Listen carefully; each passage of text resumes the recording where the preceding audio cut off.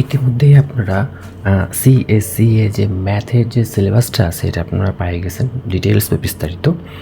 এখন আমরা এই যে সিলেবাসের যে টপিকগুলো আছে এই টপিকগুলোকে আমরা ডিটেলস বা বিস্তারিত আলোচনা করব। প্রথমে বলে রাখি, সিএসসিএ ম্যাথ এটা কিন্তু ম্যান্ডেটরি, বাধ্যতামূলক সবার জন্যই।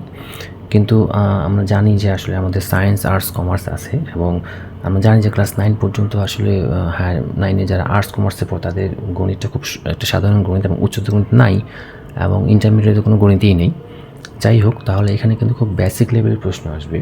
আর আরেকটা যেটা সমস্যা হবে, যেহেতু আমরা বেশিরভাগ ছেলে মেয়ে বাংলায় পড়ে অভ্যস্ত, আমরা হয়তো সেটটা জানি কিন্তু ওই জিনিসটাই যখন ইংলিশে প্রশ্ন আসবে, যেহেতু সিএসসি এক্সামটা ইংলিশে হবে, তাহলে আমাদের ইংলিশের যে টার্মগুলো সেগুলো হয়তো আমাদের বুঝতে একটু সমস্যা হতে পারে। তো টার্মগুলো সম্পর্কে প্রথমে আমরা জানি, তারপর হয়তো আমরা অঙ্কতে যাব।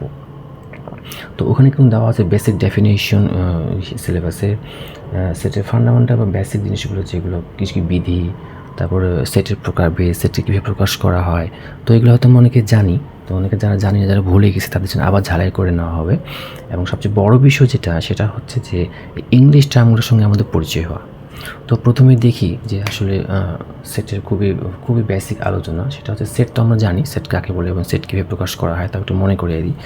যে কিছু উপাদান মিলে যদি আমরা একই জাতীয় জিনিসকে যদি আমরা এক জায়গায় সাজাই এবং একটা সেকেন্ড ব্র্যাকেটের মধ্যে রাখি কমা কমা দিয়ে, তাহলে সেই জিনিসগুলো হবে একটা সেট। যেমন আরও হতে পারে যে ধরি যে বি একটা সেট, আমরা ধরলাম যে একটা সবজির একটা সেট বানাই, করলা, বেগুন, এটা কিন্তু একটা সেট, এটা কিন্তু সবজির সেট। এদের টাইপ বা ক্যারেক্টার বা চরিত্র বা বৈশিষ্ট্যগুলো কিন্তু একই রকম। তো এটা সেট, এবং এটা হচ্ছে এ সেটের উপাদান, এ হচ্ছে এ সেটের উপাদান ইত্যাদি। তো সেট আমরা জানি। তো সেটের যে প্রকারভেদগুলো, প্রথমে আমরা আসি সার্বিক সেট। সার্বিক সেট আমরা পড়ছি, সার্বিক সেটকে ইউ দিয়ে প্রকাশ করা হয়। তো পরীক্ষা যেটা আসবে, পরীক্ষা তো সার্বিক সেট থাকবে না, এটা ইংলিশে থাকবে ইউনিভার্সাল সেট। Universal set.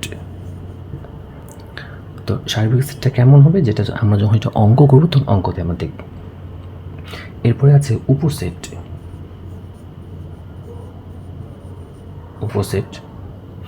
উপ শব্দটার মানেই হচ্ছে ছোট সেট। তো ইংলিশে ছোটকে বলা হয় সাব মানে ছোট, সাব অ্যাসিস্ট্যান্ট বা অনেক সময় বলে না সাব অর্ডিনেট, মানে ছোট। তা সাব সেট, সাবসেটের ব্যবহার আমরা দেখব। এরপরে আছে অধিসেট। অধিসেট সম্পর্কে একটু বলা দরকার, যদিও খুবই বেসিক একটা সেট, কিন্তু অধিসেটটা নিয়ে অনেক সময় অনেক জায়গায় আলোচনা করা হয় না। অধি শব্দটা মানে হচ্ছে বড়, তাহলে বড় সেট, এটা হচ্ছে ছোট সেট। আচ্ছা, তো অধিকে ইংলিশে বলা হয় সুপার মানে হচ্ছে বড়, সুপারম্যান। সাবসেট। আরেকটা জিনিস বলে রাখা ভালো, এই উপসেট কিন্তু দুই রকম আছে। একটা হচ্ছে নর্মাল উপসেট, এটাকে শুধু সাবসেট বলা হয়। আর এটা কিন্তু হচ্ছে প্রকৃত উপসেট।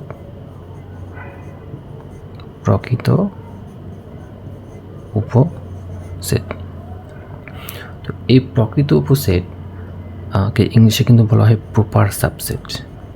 এর টার্মগুলো আমাদেরকে জানতে হবে। Proper subset.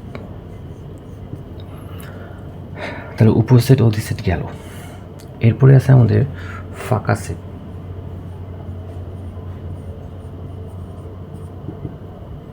তো ফাঁকা মানে কিছু নেই, তো কিছু নাই, এটাকে আমরা এমটি সেট বলতে পারি। কিন্তু একাডেমিক ল্যাঙ্গুয়েজে বা একাডেমিক ভাষায় অনেক সময় দেখা যায় এটাকে বলা হয় নাল সেট। নাল শব্দটার অর্থ কিন্তু ফাঁকা। তো এই নাল শব্দটার সম্বন্ধে পরিচয় থাকতে হবে। অনেক একাডেমিক ইংলিশে আমি দেখছি যে এটা ব্যবহার করা হয়, নাল সেট। এরপরে আছে সেটের সমতা। তো দুটো সেট সমান কিনা আসলে এটা আমাদেরকে জানতে হবে। তো সমতা ইকুইভ্যালেন্স।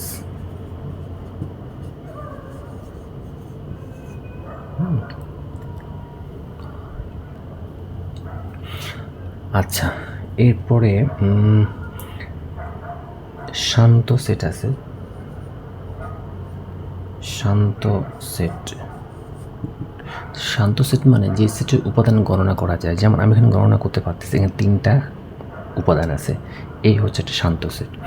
আর যেই সেটের উপাদান গণনা করা যায় না, আচ্ছা শান্ত সেটকে ইংলিশে বলা হয় ফাইনিট, আমরা জানি ফিনিট, নন ফিনিট, ফিনিট, ইনফিনিট। আর একটা হচ্ছে অশান্ত, অশান্ত ঠিক না, এটা হবে অনন্ত, এটা হচ্ছে শান্ত সেটের বিপরীত, এটা হচ্ছে অনন্ত। তো অনন্ত হচ্ছে ইনফাইনিট, যেটাকে আমরা অসীম বলতে পারি, বা যে সেটের উপাদান গণনা করে শেষ করা যায় না। যেমন আমার যে একটা সেট হয় 1 2 3 চলতেই থাকবে, আমি তো এই সেটের উপাদান গণনা করে কখনোই শেষ করতে পারবো না, যেহেতু শেষ করতে পারবো না, এটা হচ্ছে অনন্তকাল ধরে চলতেই থাকবে, এটাই হচ্ছে আমাদের অনন্ত সেট। এরপরে আমরা দেখব সেটের আলোচনা শেষ, এরপরে আমরা দেখব এরপরে ওই সিলেবাসে যেটা দেওয়া আছে সেটা হচ্ছে যে সেটের যে কীভাবে আমরা প্রকাশ করি এবং সেটের যে অপারেশন, বা আমরা বাংলায় বলে যেটাকে সেটের প্রক্রিয়া, সেটের প্রক্রিয়া আমরা দেখব।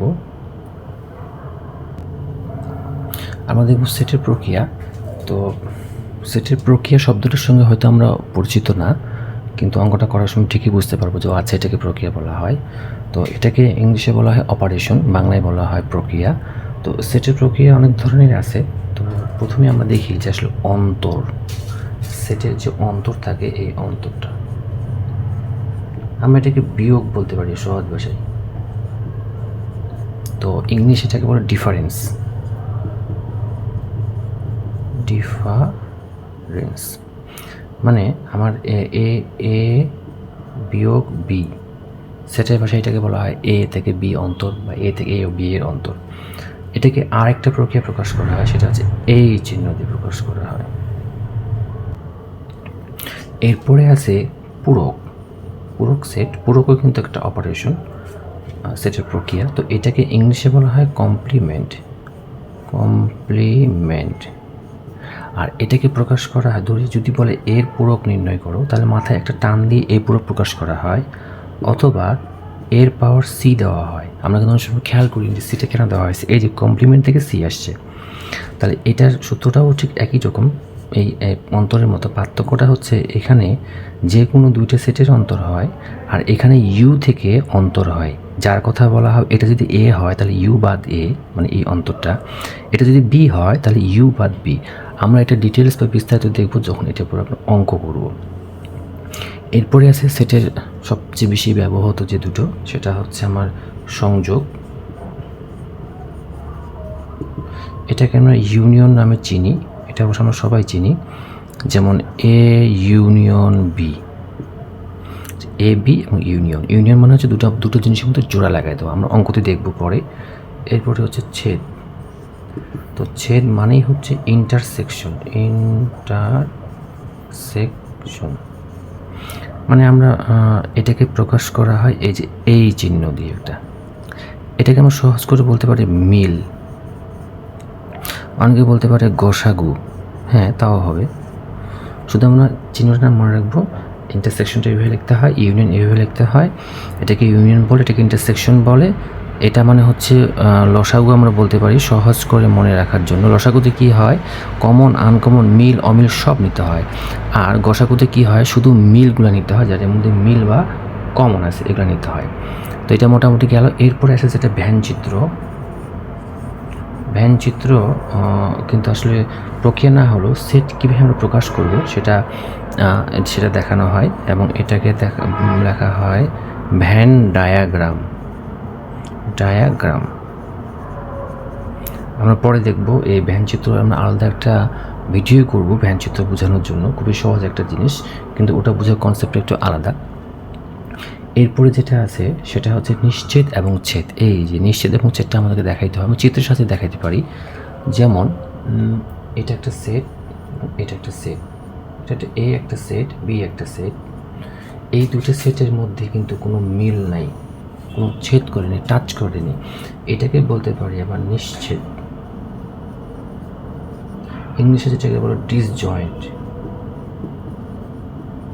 তো নাম শুনি বোঝা যাচ্ছে জয়েন্ট মানে জোড়া লাগানো, ছেদ করছে, আর ডিসজয়েন্ট মানে কোনো ছেদ করেনি আসলে এখানে।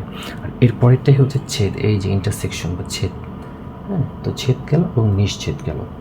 তো মোটামুটি সেটের বেসিক আলোচনা শেষ। এরপরে আমরা সেটের আরও কিছু বিধি আছে, এই বিধিগুলো আমাদেরকে জানতে হবে। বিধিগুলো খুবই গুরুত্বপূর্ণ, তবে বিধিগুলো খুবই সহজ আর কি।